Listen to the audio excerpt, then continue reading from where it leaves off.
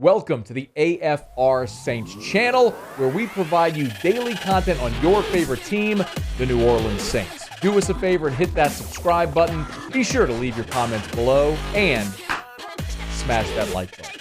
Who dat?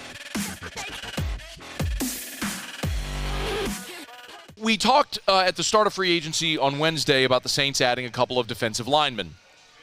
And the general sentiment was the Saints were able to identify equal or greater productivity than the two players they lost in David Onyemata and Shai Tuttle, and got those two players essentially at a bargain. They got the two players for what amounts to Shepard and Saunders for what amounts to the same contract that Onyemata got from Atlanta.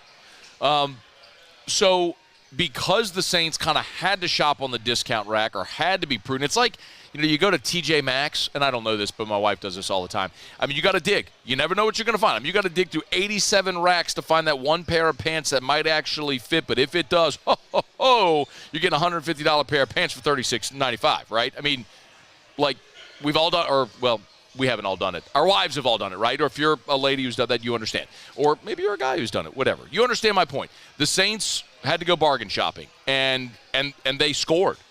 And I think they did it again at running back with Jamaal Williams. We know the Saints were going to need running backs, right? Just follow. By the way, so Jamaal Williams from the Lions had a career year, rushed for 1,000 yards, led the NFL in rushing touchdowns with 17. He'll be 28 next month in April. But when you follow the Saints running back sort of carousel over the last 5 years or so, of course, the Kamara-Ingram 1-2 punch was really good in 2018. Ingram goes to Baltimore. The Saints bring in Latavius Murray. Those two, Kamara and Murray, were really good in 2020. And then it was a little bit of a revolving door. Remember, the Saints went and signed Devontae Freeman, longtime Falcon. They cut him in camp in favor of Tony Jones Jr., who had the great game against Baltimore in preseason. Tony Jones Jr. gets hurt. The Saints trade for Mark Ingram from the Texans. Ingram found a little bit of a spark late last year. He's back this year. Ingram gets hurt. They end up bringing Latavius Murray back again, and then Murray gets signed off the practice squad by Denver. The Saints go to Benjamin and David Johnson. You understand. Like, it's been a challenge trying to find that complement to Alvin Kamara that's consistent and affordable.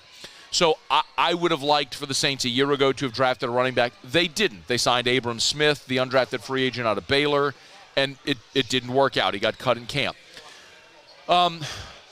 So I love this.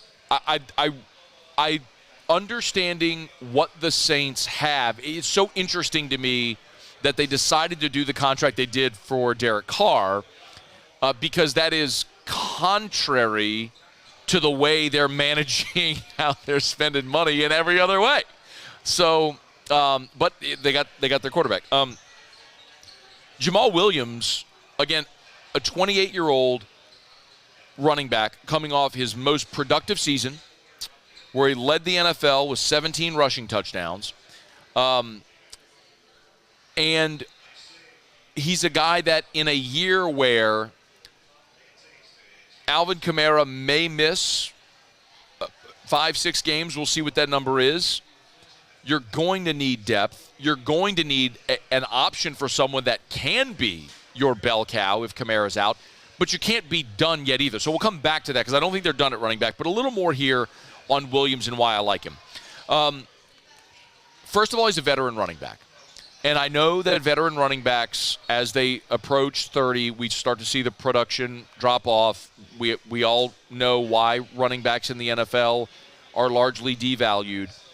But I'll take a guy that has had success in this league who still has a lot left in the tank, and especially at an affordable price.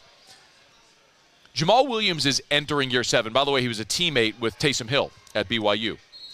He's entering year 7. So for comparison, he came into the league in 2017, same year as Alvin Kamara. Williams has 915 career rushing attempts in 90 games played. Alvin Kamara has played in 2 fewer games, 88 games, but has 1,135 rushing attempts. So you're talking about more than 200 more attempts for Kamara than for Jamaal Williams. That's essentially a season's worth of carries fewer that Williams has, and he's a month shy of being 28 years old. By comparison, Ezekiel Elliott, who was just let go by Dallas, Zeke and Jamaal Williams are the same age. Williams is going to be 28 in April. Zeke will be 28 in July. So they're essentially the same age. But Zeke's been in the NFL 1 year longer. Ezekiel Elliott has 1,881 rushing attempts. Ezekiel Elliott is the same age as Jamaal Williams and has double the amount of rushing attempts in his career. That's why Zeke is done. He is broken. That's what the NFL does to running backs. They use you and they abuse you, and your body is broken by the time you're 30 and you're done. So you hope you get to a second contract, and if you do, you hope you're able to cash in because it's so rare that anybody gets to a meaningful third contract. So the fact that you were able to dig through all of the clothing racks and find this guy who led the NFL in rushing touchdowns, was a 1,000-yard rusher, and you got him on a 3-year, $12 million deal with $8 million guaranteed, that is relative pennies with respect to an NFL salary cap. Sorry, I'm watching college basketball, NCAA. For comparison, you're going to pay Jamaal Williams $4 million a year. You're paying Carl Granderson $4 million. You're paying Bradley Roby $4 million. That's the level at which you're spending here. And you got a guy that was a 1,000-yard rusher this past season who is going to be able to take a lot of that burden away from Alvin Kamara. And when Kamara is suspended, you have a guy that can be your bell cow. Now, I also don't think they're done. The other piece as well, we have seen Williams in his career be a good pass catcher. Now, he was a better pass catcher when he was catching balls from Aaron Rodgers in Green Bay than he is in Detroit, or it was the last 2 seasons in Detroit with Jared Goff. His receptions in Green Bay were 25, 27, 39 in 2019, 31. Then the last 2 years, 26 and 12 receptions. So you saw the targets and the receptions go way, way down, but it just wasn't what they did. So I really like what they were able to do here, and I also think they're not done. Kamara, you have to acknowledge, is nearing the end of his productivity, and so you have to plan for that inevitability. You just signed Jamaal Williams to a 3-year deal, and it's something that if he doesn't produce, it's not going to hinder you financially to get out of it because you're only guaranteed him $8 million. So I don't think this precludes the Saints from drafting a quarterback and drafting a running back. I think this running back draft class as well is one I know that we've talked about a bunch, but I think this running back draft class is so deep and talented that you're going to be able to use a pick in the middle or late rounds and get someone who has been a really productive college back. Everybody knows about Bijan Robinson and Jahmyr Gibbs. I'm looking at Pro Football Focus, their rankings here for the draftable running backs. They got Zach Charbonnet from UCLA, number 3. Devon Achane from Texas A&M, number 4. Dwayne McBride from UAB, number 5. LSU saw him this year. Tank Bigsby, 6. Kendre Miller from TCU, 7. Tyjae Spears from Tulane, 8. Sean Tucker from Syracuse, 9. Roshan Johnson from Texas, 10. I mean, that's just your top 10. That doesn't even include a guy like Chris Rodriguez, who led the SEC in rushing a year ago, who's not even on this list right now. So Mohamed Ibrahim from Minnesota. You've got so many backs in this class. So if I look at so Tyjae Spears they have rated as the eighth best running back in this draft class. Let me look at last year's draft and see where the 8th running back was taken in the draft. The 8th running back taken in last year's draft. Here you go. Here were the running backs taken in the 2022 draft. The first running back, of course, was Breece Hall, who went in round 2. There were no first-rounders. Then Kenneth Walker, James Cook, Rashad White, Ty Davis-Price was 5th. Brian Robinson from Alabama was 6th.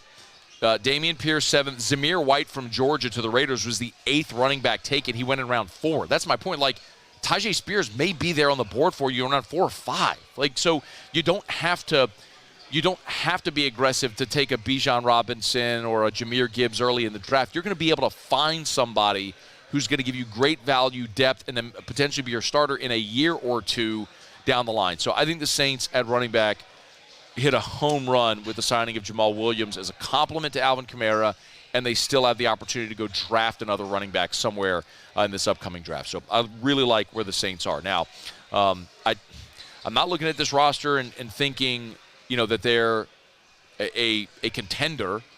And I think all of that goes back to, what we've talked about as far as the quarterback position. But if you're trying to solidify yourself atop a poor and a rebuilding NFC South, I think you're doing that in the way you're addressing your very, very glaring needs so far.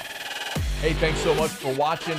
Please leave your comments. I love to interact. And be sure to hit the red subscribe button below.